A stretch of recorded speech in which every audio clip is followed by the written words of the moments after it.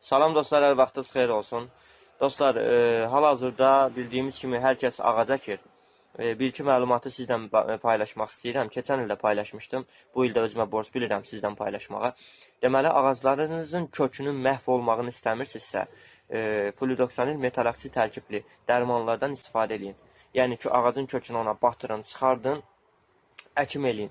Niyə əkin eləyin? İndi açıqlayıram sizə. Müsbət 4 dərəcəyə qədər ağacın kökü inkişaf eləmir.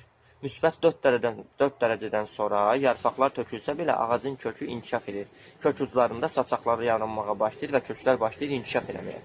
4 dərəcədən aşağı köklər inkişafını dayandırır.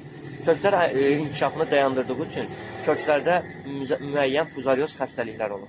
O kök inkişaf eləmədiyi üçün xəstəlik onu başlayır yeməyə. Yəni, başınıza gəlmiş olar yəqin ki, əsasda gilas ağaclarında olur. Yaz ayında, payız ayında estağfurullah, yarpaqlarını təmiz tökür, bitki normal qaydada. Yaz ayı gəlir, demək olar ki, ağac çiçək verib yarpaqlamalıdır. Görürsünüz ki, bu şeylər olmur, ağac quruyub.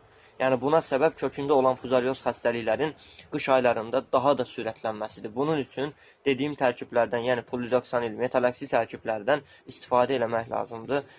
Kökdən suvarma yolu ilə istifadə eləyə bilərsiniz.